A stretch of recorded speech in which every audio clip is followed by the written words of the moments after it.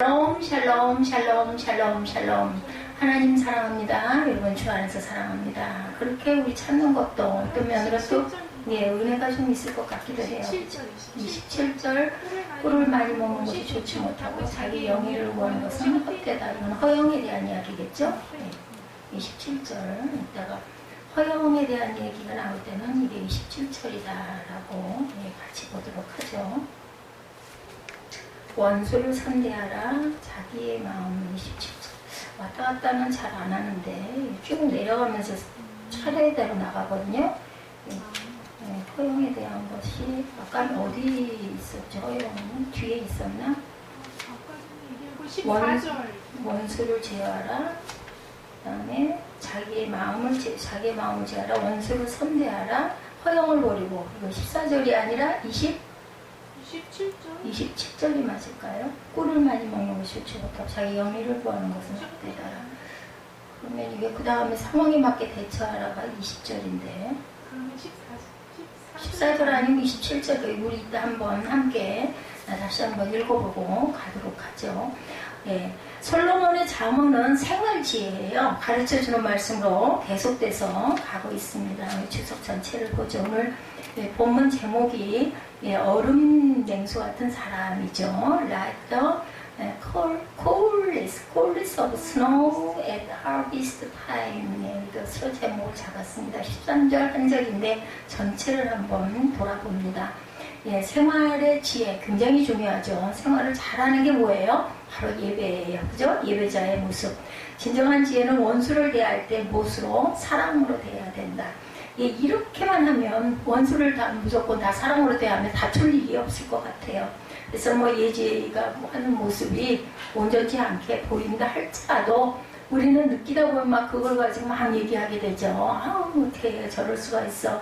미운 소리를 하기도 미워하게 되는데 그 속에 있는 악한 원수가 그런다라고 생각을 하고 기도해주고 긍휼히 여기고 그리고 안아주고 이럴 줄 알아야 한다는 종들의 사명입니다. 우리 모든 사람이 그렇게만 하면 원수를 만들 일이 없겠죠. 그리고 또 내 얼굴의 모습이 아주 아름다워지고 예뻐진다라는 걸 생각을 하면서 이런 마음을 품으십시다.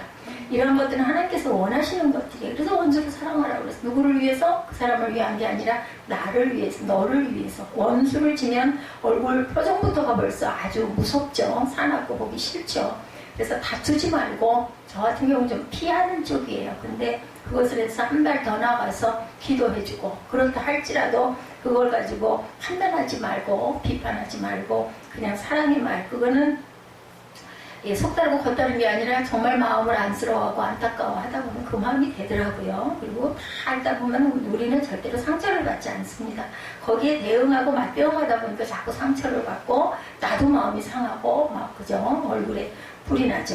왜냐하면 하나님의 깊은 뜻을 발견하는 것이 바로 참 지혜이기 때문에 제가 욥기를 통해서 이 잠언 말씀을 통해서 시편을 통해서 굉장히 많은 것을 깨달았어요. 그래서 참 지혜서구나 하는 생각을 합니다. 왕 앞에서 바르게 행동하라고 말하죠. 이를 살피는 왕입니다. 2절에 보면은 1절부터 2절 읽죠. 이것도 솔로몬의 잠언이요. 유다왕 히스기야의 신하들이 편집했다 이렇게 나오죠. 히스기야 왕의 신하들이 이 잠언을 편집했다. 잘 배열을 했다는 거예요. 2절에 나오죠. 이를 숨기는 것은 하나님의 영화요. 이를 살피는 것은 왕의 영화다. 하나님께서는 이 일을 숨기세요. 그죠? 그것을 발견하는 사람들, 어떤 사람? 은혜 받은 사람들. 하나님의 깊은 의미를 깨달아 아는 자들이 뭐를 통해서? 말씀을 통해서 아니면 때로는 기도를 통해서 영의 기도를 하게 되면은 내 잘못으로 여기시더라고요. 절대로 평상시에는 절대가 아닌데 기도하다 보면은 다 네가 잘못했다. 이런 거 혼자 최면을 거는 게 아니라 정말로 꼭 그래요. 보면 이를 살피는 것은 왕이고 또한 그것은 이를 살피는 것은 왕의 영화를 드러내는 일이기도 하죠. 그런 사람들은 하늘에 칭찬이 없다고도 하죠. 인간이기 때문에 어쩔 수가 없어요. 인간 세상에서 왕은 백성을 돌보기 위해서 많은 일들을 합니다. 백성들은 그의 행하는 일을 보고 그의 치적을 칭송하기 마련이죠. 예, 그러나 그가 생각하고 있는 마음속의 일들은 알 수가 없습니다. 그래서 백성들은 왕을 판단할 수가 없다는 거죠. 근데 이보다 더 알 수 없는 것은 하나님께 하시는 건 어떻게 알겠어요? 왕이 하는 일도 우리가 알지 못하는데 하물며 이 세상 우주 만물을 창조하신 그죠? 하나님이 하시는 일을 우리가 다 한다면 얼마나 걱정할 일이 없죠. 걱정이지 말고 하나님께 자신을 가리시기 때문이라는 게 특별한 은사를 받은 특별한 은혜를 받은 특별 은총을 받은 사람들만 그것을 깨달아 알게 돼요. 지혜로운 자는 이러한 하나님을 알고 그만을 경외하지 말라고 해도 경외하죠. 하나님 뜻을 깨달아 알게 되면 재판에 함께 하신 하나님 역대하 19장 6절입니다. 재판관들에게 이르되 너희가 재판하는 것이 사람을 위하여 할 것인지 여호와를 위하여 할 것인지를 살피라. 너희가 재판할 때 여호와께서 너희와 함께 하시니라. 예, 우리 지금 재판 상속분할 재판 있죠? 이거 하나님께서 함께 하게 해달라고 기도할 일밖에 우리는 없습니다. 마진 변호사가 이러고 저러고 할 필요도 없어요. 그저 하나님께 기도하는 거죠. 바르게 깨달아 알 수 있도록 마음들을 움직여달라. 왜냐면 성경에 다 그렇게 나와 있죠. 하나님께서 그 사람에게 직접 아니면 누구를 통해서 사람의 마음을 적군의 마음을 적대자의 마음을 움직여가지고 화합하게 하시죠. 우리가 욥기에도 보면 또한 그 야곱의 상황에도 보면 이런 것들이 나오죠. 왕이 지킬 일에 대해서 신명기 17장 16절 그는 병마를 많이 두지 말 것이요 병마를 많이 얻으려고 백성을 애굽으로 돌아가게 하지 말 것이니 이는 야훼께서 너에게 이르시기를 너희가 이후에는 그 길로 다시 돌아가지 말 것이다 하셨습니다. 그런데도 보면은 욕심이 많아가지고 그죠? 그 돌아가려고 막 그저 병마를 많이 얻으려고 안간힘을 씁니다. 어리석기 때문에. 왕 앞에서 악한 자를 제해라. 5절에 나와 있더라고요. 하늘의 높음과 땅의 깊음 같이 왕의 마음은 헤아릴 수가 없느니라. 은에서 찌꺼기를 제하라. 그리하면 장색에 쓸만한 그릇이 나올 것이요 왕 앞에서 악한 자를 제하라. 그리하면 그의 왕위가 의로 말미암아 경고했으리라. 악한 자들이 있다 보면 간언을 하는 바람에 그 가문 이사를 속아서 왕의 온 일반은 지정을 하지 못하죠. 근데 그것들을 제해버리고 나면은 엄청난 은혜가 임하죠. 예, 왕위가 의로 말미암아 경고히 서서 간다라고 말씀합니다.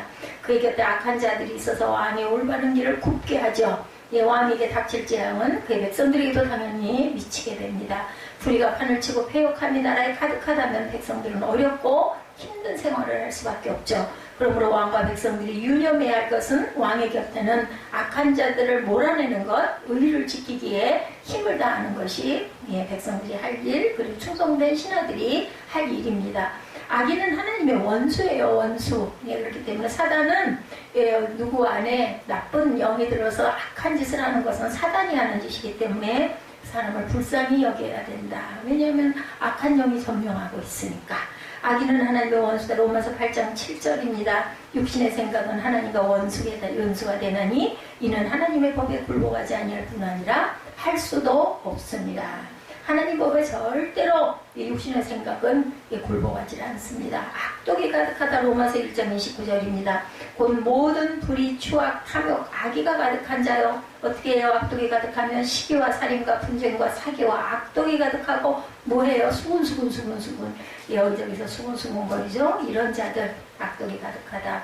겸손하라고 말씀하고 있습니다. 겸손의 부분은 6절에 보면 왕 앞에 스스로 높은 채 하지 말며 대인들의 자리에 서지 말라. 이는 사람이 내게 이리로 올라오라고 말하는 것이 내 눈에 보이는 귀인 앞에서 저리로 내려가라고 말하는 것보다 나으니라. 예수님이 이렇게 말씀하셨죠. 높은 자리에 앉지 말고 말석에 앉으면 너를 청해서 위로 올라 앉으시오 했을 때 정말 그게 기뻐진다라는 거죠.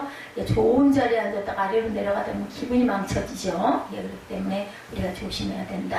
스스로 높이려는 마음을 제하고 겸손히 처신하는 사람에게는 존귀하게 되는 경우가 오게 된다. 이는 겸손한 사람에게 주어지는 상급입니다. 늘 겸손하고자 하는 사람에게는 무시당하는 일이 일어나지 않는다라는 거죠. 그러나 스스로 높아지려는 자에게는 자꾸 수치가 당해지고 마음의 상처를 입게 돼요. 그죠? 자신의 무가치함을 깨닫습니다. 누가복음 15장 21절이죠. 아들이 이르되 아버지 내가 하늘과 아버지께 죄를 지었사오니 지금부터는 아버지 아들의 일걸음을 감당하지 못하겠나이다. 돌아온 탕자가 아버지에게 이렇게 얘기를 하죠. 나를 머슴으로 써주옵소서 하면서 존귀를 얻습니다. 왕상 3장 13~14절에 내가 또 내게 구하지 아니한 부귀와 영광도 주노니 내 평생의 왕들 중에 너와 같은 자가 없을 것이다. 솔로몬이 하나님께 지혜를 구하였어요. 그죠?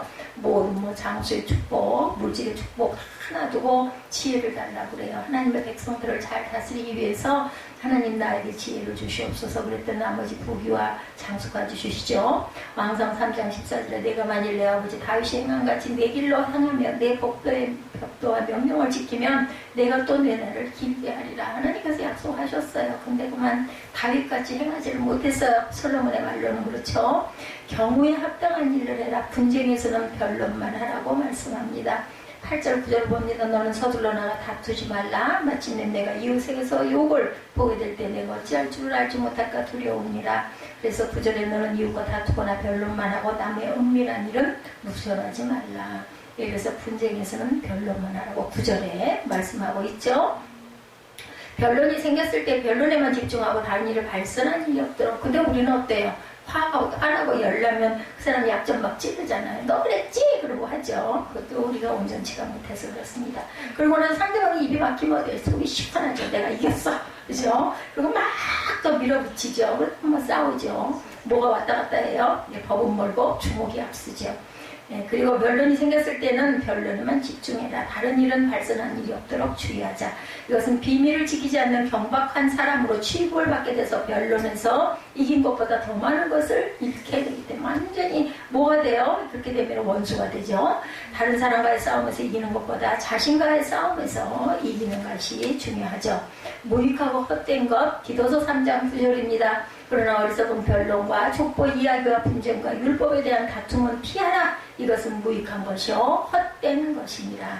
주께서 갚아주시죠. 주께서 갚아주시기를 우리는 기도해야 합니다. 억울할 때. 내 사랑하는 자들아 너희가 친히 원수를 갚지 말고 하나님의 진노하심에 맡기라. 기록되었으되 원수가 없는 것이 내게 있으니 내가 갚으리라고 주께서 말씀하시니라. 자, 얼음냉수의 이야기. 그냥 말만 들어도 너무 시원하지 않아요? 얼음냉수. 13절이죠. 지혜로운 자는 상황에 적절한 대안을 제시합니다. 지식이 많은 것이 지혜로운 것이 아님을 알아야 되죠. 적절치 못한 지식은 오히려 더 많은 피해를 가져다 줍니다. 지혜로운 자는 주인에게 충성을 다하되 적절한 일을 감당함으로 주인의 마음을 시원하게, 항상 속 시원하게 해주죠. 상황에 대한 올바른 판단과 적절한 대응은 훌륭한 결과를 가져다 줍니다. 하나님을 우리의 주인으로 보신 성도들은 하나님의 마음을 시원케 합니다. 13절을 우리 읽어보죠. 충성된 사자는 그를 보내 내게 마치 추수하는 날의 얼음냉수 같아서 능히 그 주인의 마음을 시원하게 하느니라. 그렇죠. 대의를 따라갑니다. 사무엘하 11장 11절에 우리아가 다윗에게 이르되 언약궤와 이스라엘과 유다가 야영 중에 있고 내 주 요압과 내 왕의 부하들이 바깥 뜰에 진치고 있거늘 내가 어찌 내 집으로 와서 먹고 마시고 내 처와 같이 자리이까 내가 이 일을 행하지 아니하기로 왕의 살아계신 거 왕의 혼에 살아계심을 두고 맹세하나이다.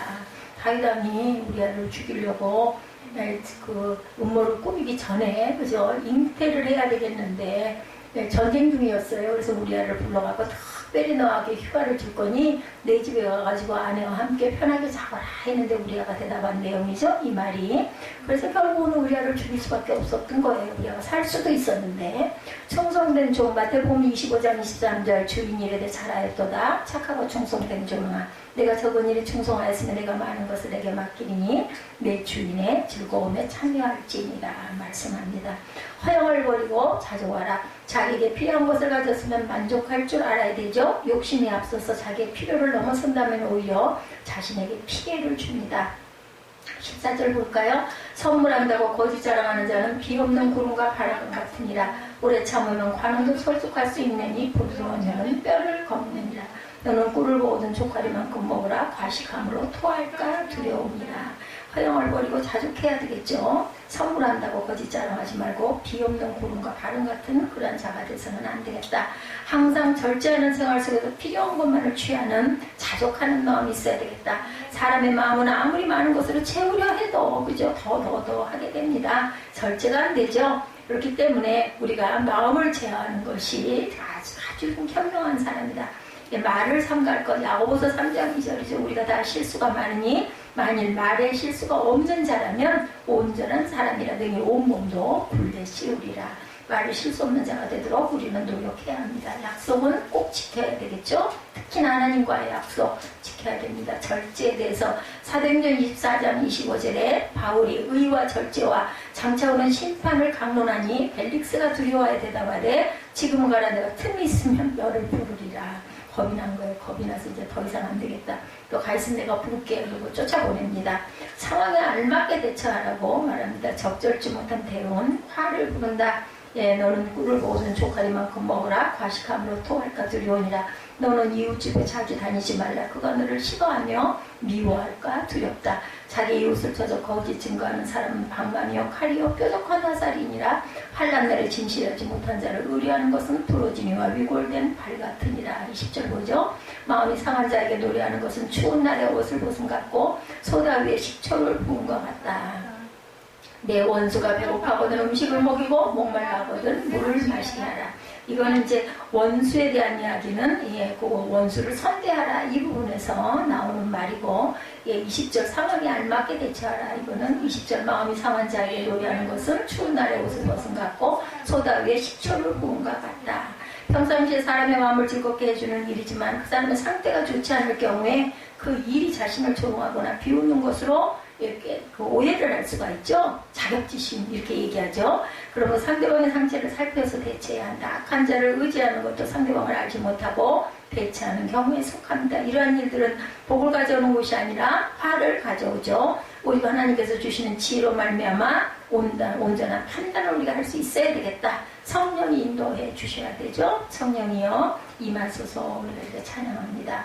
성령의 인도 요한복음 16장 12~13절입니다. 내가 아직도 너에게 이를 것이 많으나 지금은 너희가 감당하지 못하리라. 그러나 진리의 성령이 오시면 그가 너를 모든 진리 가운데로 인도하시리니 그가 스스로 말하지 않고 오직 들은 것을 말하며 장래일을 너에게 알리시리라. 성령께서 우리에게 임하시면 알게 해주시죠. 성령의 조명에 대해서 고린도전서 2장 13~14절입니다. 우리가 이것을 말하거니와 사람의 지혜가 가르친 말로 아니하고 오직 성령께서 가르치신 것으로 하니 영적인 일은 영적인 것으로 분별하느니라. 14절 육에 속한 사람은 사람의 성령의 일들을 갖지 아니하냐니 이는 그것들이 그에게는 어리석게 보이며 또 그는 그것들을 알 수가 없나니 그러한 일은 영적으로 분별되기 때문이다. 자, 육에 속한 사람은 성령의 일들을 말도 안 돼. 그런 게 어딨어 이렇게 얘기한다는 거죠. 원수를 선대하라. 아까 우리 21절 읽었죠. 내 원수가 배고파하거든 음식을 먹이고 목말라거든 물을 마시게 하면 22절에 그리하는 것은 핀 숯을 그의 머리에 놓은 것과 일반이요 여호와께서는 내게 갚아주시리라. 그렇게 했을 때 그 마음을 움직여서 오히려 온전하게 회개하고 돌아오게 하죠. 원수를 악으로 갚는 것은 또 다른 악을 쌓습니다. 선으로 갚는 것은 커다란 선을 쌓는 거죠. 선한 도움을 받은 사람은 자신의 일을 돌아보게 되고 후회하게 되고 부끄러워하게 되죠. 하나님은 자신의 백성이 피해 사슬에서 벗어나기를 항상 원하십니다. 악한 자라도. 그러므로 원수를 갚는 것은 야훼게 맡기고 선을 우리는 베풀어야 되냐. 속에서 막 이런 게 올라와도 그죠? 새로운 선을 베풀려고 우리가 노력을 하고 이거 하나님 반드시 갚아주시옵소서. 하나님께 이르면 돼요. 하나님의 뜻을 따르는 자들에게는 하나님의 상이 주어집니다. 원수 갚음도 하나님께서 우연히 일어나는 것 같지만 나는 선 하나도 안 되고 그 사람이 따끔하게 회초리를 맞게 할 수 있다는 것. 이것이 원수를 대하는 가장 효과적인 방법이다. 잘 안 돼요. 그렇죠? 그렇지만 우리는 이 진리를 알면 할 수 있습니다. 마음에 뭐가 생겨요? 여유가 생겨요. 내가 이렇게 하면은 하나님 갚으실 거고 나는 하나님께 은혜를 입고 또 하나님이 아이고 충성된 종아 하시겠지. 얼마나 기뻐요. 원수를 사랑하는 마태복음 5장 44절. 나는 너희 이루는 너희 원수를 사랑하며 너희를 박해하는 자를 위하여 기도하라. 기도할 수 있게 되죠. 항상 손을 쪄주라. 데살로니가전서 5장 15절. 삼가 누가 누구에게든지 악으로 악을 갚지 말게 하고 서로 대하든지 모든 사람을 대하든지 항상 선을 따르라. 이렇게 하면은 원수가 생기질 않죠. 관계가 나빠질 일이 없습니다. 자기의 마음을 제어하라. 28절 마지막 절이죠. 자기의 마음을 제어하지 아니하는 자는 성읍이 무너지고 성벽이 없는 것과 같으니라. 예, 26절 봅니다. 의인이 악인 앞에 굴복하는 것은 우물이 흐려짐과 샘이 더러워짐과 같으니라. 꿀을 많이 먹는 것은 좋지 못하고 자기 영예를 구하는 것 또한 헛되다. 예, 이것도 자기 영예 구하는 이것도 뭐예요? 육의 그 자랑, 그 부분이죠. 그 부분이 어디 있었죠? 주인의 마음을 시원케 하라. 허영을 버리고 자족하라. 이 부분에 합당한 말이기도 하네요. 17을 꿀을 많이 먹는 것이 좋지 못하고 자기 영예를 구하는 것은 헛되다. 아까 우리 거 얘기했었죠? 허영을 버리고 자족하라. 예, 그렇습니다. 모든 일을 우리가 절제할 줄 알아야겠다. 고린도전서 9장 25절에서 27절. 예, 이 길을 다투는 자마다 모든 일에 절제하나니 그들은 썩을 승리과 사에 관을 얻고자 하되 우리는 썩지 아니할 것을 얻노라. 그러므로 나는 다른 직을 하기를 향방 없는 것 같이 아니하고 싸우기를 호응을 치는 것 같이 아니하며 고린도전서 9장 27절입니다. 내가 내 몸을 쳐 복종하게 하면 내가 남에게 전파한 후에 자신도 우리가 버림을 당할까 두려워서다. 자기의 마음을 우리가 다스려 나가야 되겠죠. 노하기를 더디하는 자는 용사보다 낫고 자기의 마음을 다스리는 자는 성을 빼앗는 자보다 낫다고 그랬어요. 내 마음을 다스릴 줄 알면 승리, 승승장구하는 축복이 임하기 때문이라는 거죠. 그래서 고린도전서 9장 27절 그리고 잠언 16장 32절 기억하시기 바랍니다. 자기를 제어할 줄 아는 사람이 이웃과의 생활에서 효과적으로 대처할 수 있고 왕 앞에 나갈 때도 당당하죠. 어려움이 없습니다. 자신과의 싸움에서 이기지 못하면 어떤 상황에서도 이길 수가 없다라는 거죠. 하나님이 주시는 지혜로 판단하고 자신을 제어하는 가운데 필요한 것만을 취할 줄 아는 사람이 되어야 되겠다. 허영과 욕심을 비워야 되겠죠. 원수를 사랑하라는 하나님의 말씀을 청종하는 사람에게는 하나님의 상이 주어질 것이다 라고 말씀합니다. 한여름에 뜨거운 음료, 이열치열, 그죠? 냉수 같은 음료, 예. 우리가 어떤 사람일까? 얼음 냉수 같은 사람. 저는 반드시 이 후자, 얼음 냉수 같은 그런 사람인 것 같아요. 뜨거운 것보다는 여름에는 시원한 걸 좋아하는데 요즘에는 그래도 뜨거운 물을 자주 마십니다. 얼음 냉수 같은 사람, 어느 교회 목사님이 자신이 지난달을 회상하며 자랑스럽게 말씀하셨답니다. 예, 지난 한 주간 어떻게 여러분들 지내셨습니까? 무척 더웠죠? 그런데 지금도 더우세요? 지금 좀 무더위가 가셨습니다. 왜 그럴까요? 비가 내렸기 때문입니다. 이렇게 말씀하시더랍니다. 우리 마음속에도 성령의 단비가 내리면 답답했던 마음, 컬컬했던 마음이 다 사라질 줄로 믿습니다. 이러니까 어땠겠어요? 뭐 아멘 했겠죠? 예, 더울 때는 뭐니 해도 물, 시원한 물, 그죠? 예, 얼음 냉수, 예, 군대는 물론이고 힘든 일은 전혀 안 했을 것 같은 목사님이 그렇게 말씀을 하시더래요. 아, 나는 육군 장성 출신입니다. 그 이름도 유명한 육군 병장 이대성이라고 아주 자기가 아주 대단, 병장은 장성 아니잖아요. 또 월남 갔다 왔던 맹호부대 출신입니다. 80년 2월에 군에 갔는데 때가 때이죠. 정말 얼마나 빡세게 군대 훈련을 했는지 모르겠다. 남들이 보기에는 아주 전혀 고생 안 했을 것 같은 목사님이 이렇게 말씀을 하시더라는 거죠. 그때가 엊그제 같은데 이제 아들이 다음 달이면 군에 갑니다. 참 세월이 빠르게 지나. 나이가 들면 정말 세월이 빨라요. 어쩜 그렇게 빨리 가는 2020년 벌써 7월 달이에요. 우리 2020년 신년 예배한 게 엊그제 같은데 그 이후로는 코로나 때문에 정신이 없었죠. 2월 그 초순부터 벌써 5개월째 이런 일이 계속 이어져 가고 있습니다. 군대에서 한 번은 산악행군을 하고 나서 명지산 꼭대기에서 야영을 했던 적이 있었대요. 그 목사님이 군대 계실 때. 그만 물이 쭉 떨어져서 내려갈 수도 없고 얼마나 목이 말랐던지 정말 고통스러웠대. 근데 불행 중 다행으로 산 꼭대기 바위쪽에 고인 물이 있더랍니다. 개구리가 알을 잔뜩 낳아놓은 복에도 끔찍한 상태의 고인 물이었음에도 너무나도 목이 말라가지고 그 물을 퍼서 반합에 끓여서 한숨에 들키기도 하고 밥까지 맛있게 해먹었대요. 그랬으니까 괜찮지 않았을까 생각이 나요. 그 기억이 평생 잊을 수가 없다. 그 물이 얼마나 반갑고 얼마나 좋았던지 그걸로 물 끓여갖고 밥을 먹었으니 또 얼마나 배불러갖고 좋았겠어요. 그때는 찬물 더운 물 따질 형편이 아니었다. 뜨거워 그냥 그냥 먹을 수 있을 것 같아. 죽을 것 같으면, 그죠? 근데 끓여서 먹었어. 끓일 수 있었던 것 같아. 마실 물이 있다는 것 자체가 얼마나 감사했는지 모른다라고 말씀을 하시더라 합니다.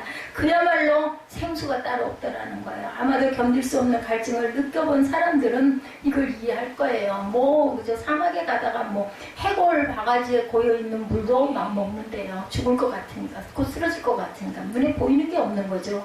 하물며 무더위에 시원한 물 얼음 냉수라면 말할 필요도 없죠. 그래서 사막에서는 신기루 때문에 그 따라가다 결국 죽기도 하잖아요. 그냥 얼마나 죽겠으면 사람이 그 환상을 보고 환청을 보는 게 정신적으로 방법이 없을 때 그렇게 되는 것 같습니다.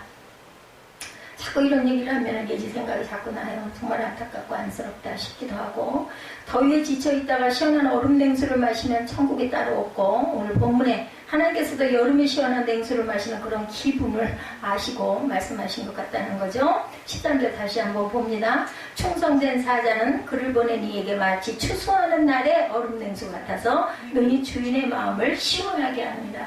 딴 날이 아니야. 추수하는 날 얼마나 덥고 얼마나 일은 많고, 그죠? 이럴 때 그 얼음 냉수 한 잔 얼마나 시원하겠어요. 우리 주님은 여름날의 얼음 냉수와 같은 사자에 대해서 말씀하고 계십니다. 무더운 여름날의 얼음 냉수와 같은 사자, 과연 어떤 사람일까? 첫째로 충성된 자겠죠. 충성을 다하는 자, 충성을 다하는 사람이 무더운 여름철의 얼음 냉수 같은 사람이라고 말씀하죠. 본문에 말하는 충성이란 과연 어떤 것일까? 충성이라는 말을 들으면 우렁찬 구호와 함께 거수경례하는 군인의 모습이 먼저 떠오르죠. 국민의 생명과 재산을 지키기 위해서 자신의 젊음을 희생하며 국가와 민족을 위해 헌신하는 군인들, 충성된 사람이죠. 충성하잖아요. 거수경례하면서 본 것 같아요. 충성이란 말의 뜻은 임금이나 국가에 대한 진정에서 우러나는 정성으로 그 풀이가 되어 있습니다. 한자의 뜻도 가운데 충과 마음 심을 합해서 충자가 되죠. 보면 마음 중심으로 정성을 다해 헌신한다는 뜻을 갖고 있습니다. 한번 참 보면 대단해요. 이런 거 보면, 그죠?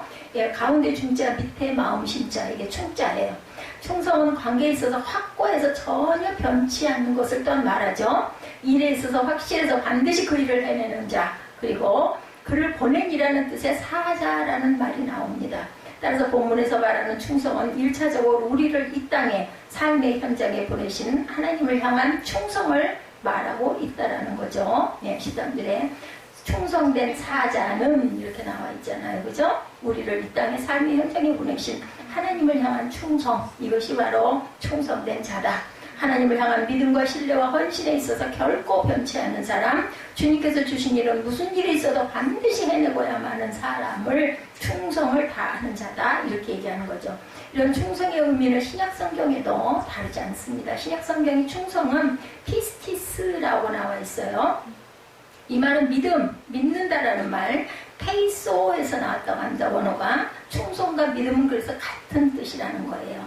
살아계신 주님을 믿고 그 말씀과 약속을 믿기에 그분에 대해서, 그분이 맡기신 일에 대해서 뭘 다해요? 목숨을 걸고 최선을 다하는 것을 충성이라고 말한다.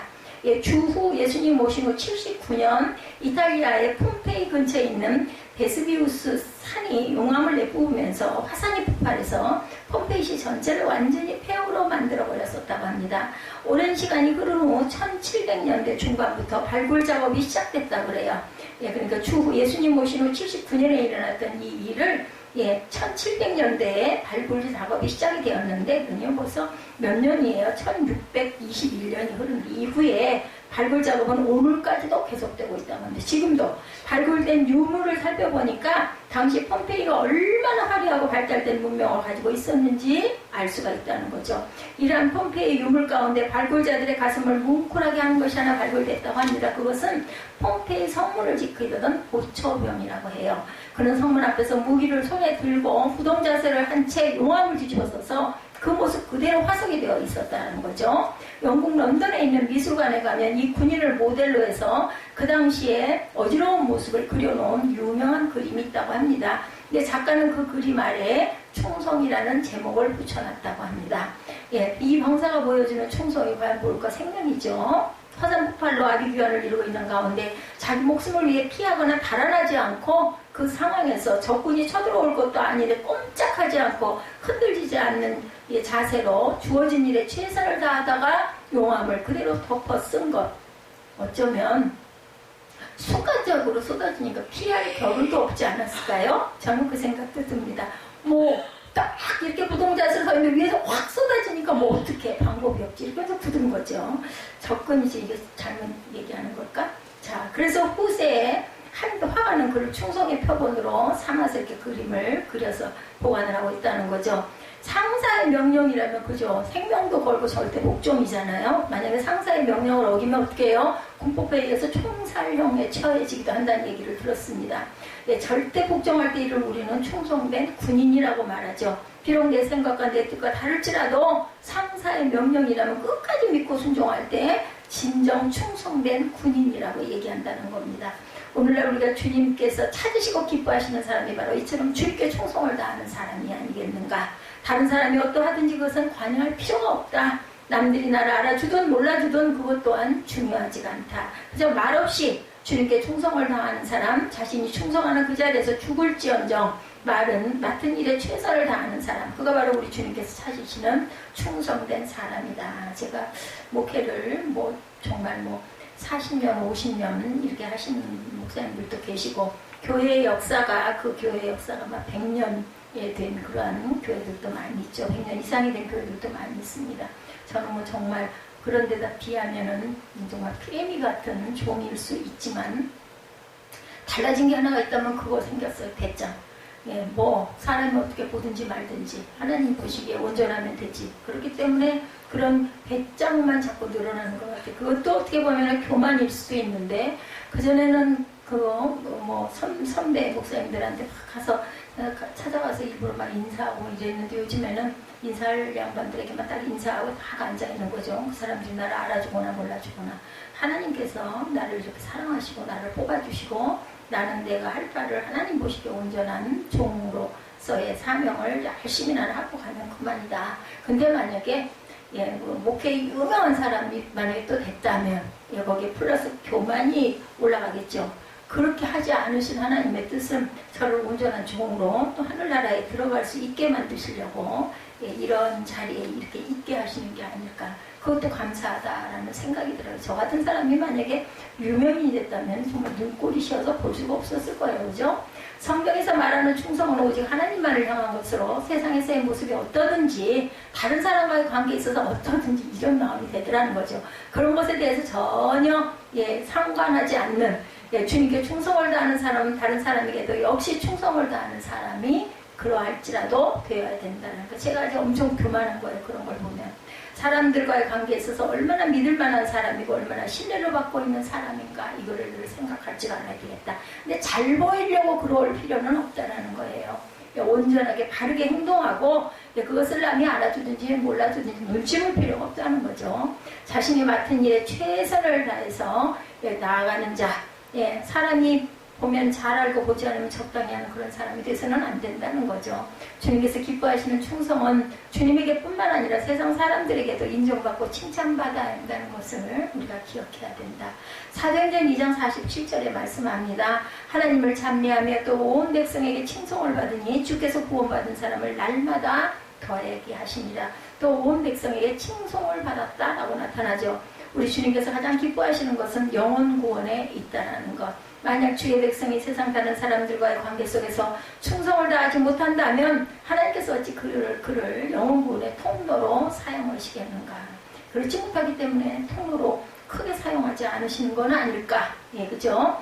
하나님이 기뻐하시는 충성은 하나님 당신을 위해서만이 아니라 세상과 다른 사람들을 위해서도 충성을 다하는 것이었다는 거라는 것을 우리가 명심하고 가야 되겠다는 거죠. 그래서 가정에서 특히 배우자에게 가족에게 온 정성을 다할 줄 아는 그러한 종이 참 어려워요. 그죠? 해야 되겠다.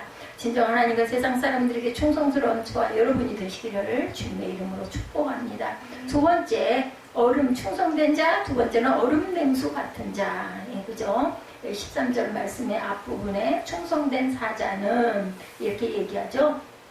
자기 목숨을 다해서 하나님께 충성하는 자는 이웃과 사람들에게도 충성을 다해서 인정을 받는 그러한 자, 항상 그 사람에 대해서 필요로 하는 그런 자가 되어야 되며, 둘째는 얼음 냉수 같은 자가 되어야 되겠다. 얼음 냉수 같은 자 하나님과 사람 앞에 충성을 다하며 과연 어떤 결과가 일어날까? 오늘 본문에 충성된 사자는 그를 보낸 이에게 마치 추수하는 날의 얼음 냉수 같아서 능히 그 주인의 마음을 시원하게 한다. 하나님의 마음을 시원하게 하고 그죠? 이웃의 마음을 시원하게 하고 가정에서는 그 가족에게 꼭 필요한 자가 돼야 되겠죠. 본문에 추수하는 날이라고 할 때 여기서 말하는 시기는 보리와 밀을 추수하는 5, 6월, 이스라엘의 5, 6월을 말합니다. 중동 지방은 이때가 가장 무더울 때라고 해요. 5, 6월이. 우리는 5월, 6월이 봄인데 그쪽은 한여름의 중간. 그리고 얼음냉수라고 번역된 말은 원어상으로는 눈의 냉기. 뭐예요? 이걸 보면은 그 뭐죠? 그 헐몬산의 이슬. 예, 이런 거를 얘기하는 것일 것 같아요. 추수하는 날 얼음냉수 같다. 이 말은 추수하는 날에 눈에 찬 냉기와 같아서 라고 번역을 하는 게 옳다. 어떤 사람 여기에 나오는 얼음, 즉 원어로 할 때 눈을 문자 그대로 하늘에서 내리는 눈 또는 우박으로 보아야 한다고 주장합니다. 하지만 이 당시 주장은 상황에 맞지가 않아요. 계절에 맞지가 않습니다. 당시 왕실에서는 여름에도 얼음을 이용했다고 그래요. 뭐죠? 그 얼음 창고 있잖아요. 뭐 서빙고, 동빙고 있었잖아요. 이렇게 예전에도 보면은 얼음이 한여름에도 사용이 됐다고 해요. 우리는 지금 냉장고에서 냉동실에서 얼음을 옮기지만 거기는 그 석빙고라고 말하죠. 신라시대의 석빙고. 그리고 그 이후에 뭐 조선시대에는 뭐 동쪽에 있는 건 동빙고, 서쪽에 있는 서빙고 이렇게 얘기하는 걸 제가 들은 기억이 납니다. 그 당시 이스라엘의 왕궁에서는 레바논의 높은 산이나 헐몬산에 만년설을 채취해서 그것을 보관했다가 음료에 타 마셨다고 하고요. 예전에도 이렇게 얼음잔들이 있었어요. 한여름에. 오늘 본문에 나오는 얼음, 즉 눈이라고도 할 수 있는 이것은 한여름에 난데없이 우박이나 눈이 내렸던 것이 아니고 5, 6월에 찌는 듯한 열기를 식히기 위해서 왕궁에서 포도주나 음료수에 타먹던 진짜 얼음을 뜻하는 것이다. 해석이 이렇게 나와 있습니다. 지금은 얼음물을 쉽게 마실 수 있지만 당시 팔레스타인에서는 여름에 얼음 냉수를 마신다는 것은 특별한 사람들이겠죠. 그 각계겠죠. 소수의 사람들이 즐길 수 있는 그런 일. 그러니까 고대 소수의 사람이 즐길 수 있는 것이 달라진 거는 지금 우리 시대에는 보통 사람들이 다 즐길 수 있는 것이 됐다라는 거예요. 그러니까 우리가 축복의 세대에 살고 있는 거죠. 서민들로서는 꿈을 꿀 수 없는 것들이 우리는 지금 꿈을 꾸고 직접 그러한 그 삶을 누리고 있다는 거. 오늘 주시고자 하는 말씀은 서민들은 꿈도 꿀 수 없는 여름날의 얼음냉수 그 자체를 말하는 것이 아니라 본문에 충성된 사자는 그를 보낸 왕의 마음을 얼음처럼 시원하게 해준다는 뜻이죠. 왕은 외교상 어려운 문제가 있을 때마다 지혜롭게 능력 있는 사람을 사자로 외국에 뭘로 대사로 그죠? 파송하죠. 그리고 그 사자를 보낸 왕은 마음이 답답하고 초조합니다. 왜냐하면 그 사자가 어려운 외교 문제를 어떻게 해결할까? 나라의 흥망성쇠가 걸려 있어요. 또 뭐 얼마나 조공을 바쳐야 할까? 그 예전에 그랬겠죠?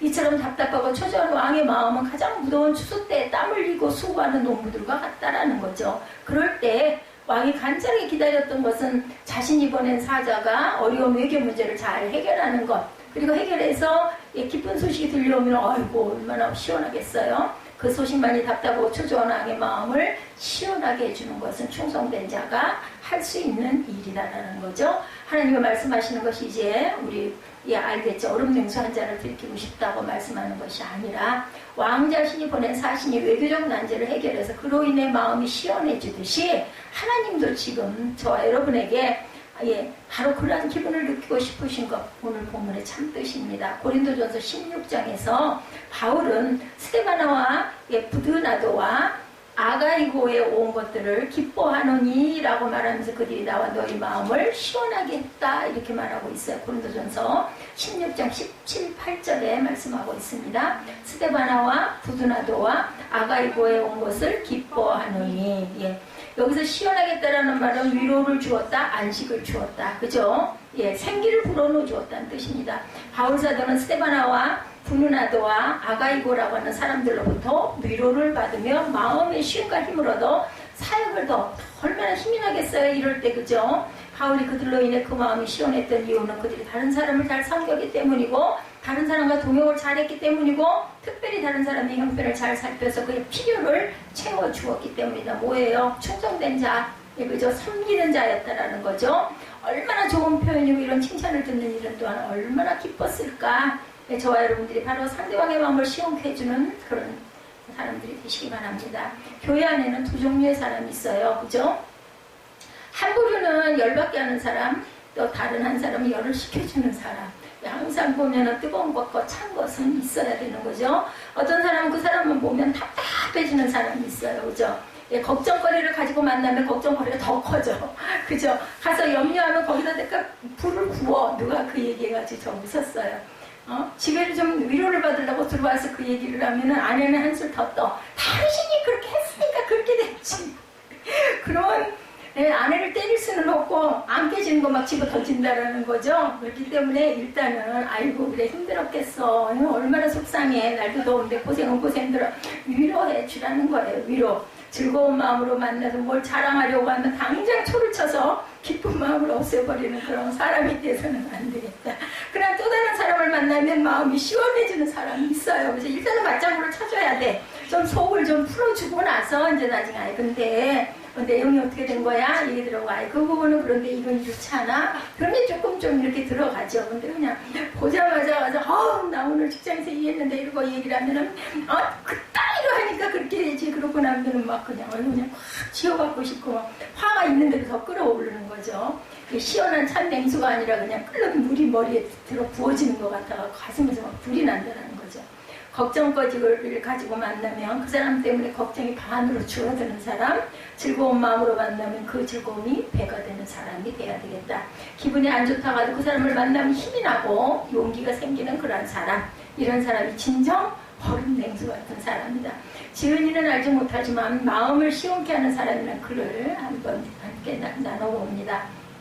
한여름날 갈증으로 목이 탈 때 청량 음료수 같은 사람, 커피 얼음 몇 조각 끼워 냉커피 맛을 가진 사람, 다툼을 멀리하고 화평을 가까이 하는 사람, 마치 추수하는 밭에 얼음 냉수같이 능히 그 주인의 마음을 시원케 하는 충성된 자, 기도와 물질로 어려운 이웃을 도와주는 자, 날 구원하시기 위해 주님은 친히 화평의 도구가 되셔서 십자가를 지시고 골고다 언덕을 오르셨습니다. 친히 무릎을 꿇고 제자의 발을 씻어주는 섬김의 종이 되셨습니다. 살과 피를 흘려주심으로 다른 모든 것 다 주신 그분의 손은 빈 손이셨습니다. 그 신실하신 이름 예수님 그 주님의 마음을 본받고자 청량 음료수 같은 냉커피 맛 같은 시원한 사람이 되기를 소원합니다. 이렇게 이런 글을 쓴 사람의 글이 올라와 있더라고요. 청량 음료수 같은 냉커피 맛 같은 시원한 사람 되기를 소원합니다. 사실 예수님이 바로 하나님 아버지와 저 여러분에게 얼음 냉수와 같은 분이시죠. 구원 역사를 이루라고 하시는 하나님 아버지의 뜻을 그대로 다 이루시고 우리 같은 죄인을 구원해 주신 하나님, 당신의 자녀가 되도록 인도하신 분, 우리 모두의 마음을 시원케 해주신 분은 당연히 바로 예수님이십니다. 그러므로 우리들도 이제부터 영원히 목마르지 않는 주님의 마음을 본받아서 얼음 냉수처럼 하나님과 사람들의 마음을 시원하게 해주는 저와 여러분이 되시기를 주님의 이름으로 축복합니다. 셋째로 마음을 시원케 하는 자라고 말하죠. 마음을 시원케 하는 자 13절 말씀 한번 보죠. 충성된 사자는 그를 보는 이에게 마치 추수하는 날의 얼음 냉수 같아서 능히 그 주인의 마음을 시원케 하느니라. 저희가 충성에 대한 뜻, 그 다음에는 얼음 냉수 같다라는 뜻, 그 다음에 주인의 마음을 시원하게 한다. 오늘 본문은 무더위를 어떻게 이길 것인가를 말해주는 말씀이 아니죠. 그렇다면 오늘 본문의 뜻, 그죠? 당시 사회에서 왕이나 귀족들이 여름날에 먹던 얼음 냉수 이야기를 하면서 우리 하나님께서 그 얼음 냉수를 마신 것처럼 시원해 하시고 유쾌 하시는 경우가 있다는 사실을 말씀합니다. 유난히 더위를 많이 타고 더위에 지친 사람들처럼 주님께서도 답답해 하시고 더위에 지친 듯 힘들어 하시던 중에 시원함을 느끼시는 그런 경우가 분명히 있다는 거죠. 그래서 오늘 본문에 하나님의 피서 방법이라고 생각할 수가 있다. 하나님께서 어디 산으로 가셨을까? 바다로 가셨겠나? 멀리 해외로 가셨겠나? 아니죠. 우리가 보아도 답답하고 막막하고 열받는 세상, 하나님 당신께서 창조 질서가 파괴되고 온갖 죄악이 난무함으로 인해 그 가운데 심하고 고통받는 피조물들을 보면서 얼마나 답답해 하시겠는가. 이러한 하나님의 마음을 시원하게 해드리는 방법을 소개하고자 한 것이 바로 오늘 본문의 의도인데, 주님을 시원하게 해드리는 성도, 주님께 여름날에 냉수 한 잔 같은 그런 성도는 과연 어떤 사람일까? 그 사람은 주님께 충성스러운 사람이죠. 충성된 사람은 무엇보다도 주님을 사랑하고 신뢰하는 사람. 그래야 충성을 했겠죠. 충성된 사람은 일을 맡긴 분의 마음을 이해하고 먼저 그분의 입장을 살펴서 주인을 위해 일하는 사람입니다. 충성된 사람은 자기 입장, 자기 방법을 고집하지 않죠. 그런데 충성된 사람의 반대편에는 어떤 사람이 있어요? 게으른 사람이 있습니다. 잠언 10장 26절에 게으른 자는 그 부리는 사람에게 마치 이의 식초 같고 눈의 연기 같다. 이의 식초가 다 가서 들어가면 어떨 쉬어서 눈을 뜰 수가 없죠. 진저리가 나죠. 눈에 연기가 오면 눈물 나죠. 예, 이가 시리다는 것과 눈이 맵다는 것은 상대방을 괴롭게 하는 것이죠. 게으른 사람은 그 주인을 이렇게 괴롭히는 사람이다. 얼음 냉수를 제공해주기는커녕 숯불을 피우는 것처럼 그 주인의 속을 팍팍 끓여주고 답답함과 불쾌함을 안겨다주는 그러한 사람. 예, 여름철에 그렇지 않아도 더워서 짜증지수가 충만한데 숯불을 지핀다고 한번 생각했을 때 한마디로 정말 죽을 맛이죠. 이와는 반대로 충성을 다하는 사람은 주인을 기쁘고 즐겁게 하는 시원한 얼음 냉수고 누가 더 이쁘겠어요? 당연하죠. 그 사람으로 인해 하나님께서 진정 기뻐하시고 그 사람으로 인해 다른 사람의 마음까지 시원해지는 그런 사람. 그러므로 주님께 충성을 다함으로 하나님께 이 세상 어떤 것보다 시원한 얼음 냉수를 제공하는 저와 여러분들이 되셔야 되겠어요. 내가 너를 보니 더위가 싹 달아나고 내가 너를 보니 얼음 냉수를 들이킨 그러한 것보다 더 시원하고 내가 너를 보니 너무너무 기쁘고 즐겁구나. 이러한 칭찬과 격려가 늘 언제나 넘쳐나시는 저와 여러분들을 되시기 바랍니다. 주인의 눈에 자꾸 걸리고 주인의 마음을 답답하게 만드는 자가 되기보다는 주인에게 언제나 시원하고 얼음 냉수 같은 사람, 그리고 세상 사람들까지도 언제나 얼음 냉수처럼 시원하게 해주는 그러한 저와 여러분이 돼야 되겠죠? 예, 얼음 냉수같이 하나님의 마음을 시원하게 해드리는 충성된 사자, 이 세상 사람들의 마음도 시원하게 해주는 충성된 이웃이 되시기를 주님의 이름으로 축복합니다.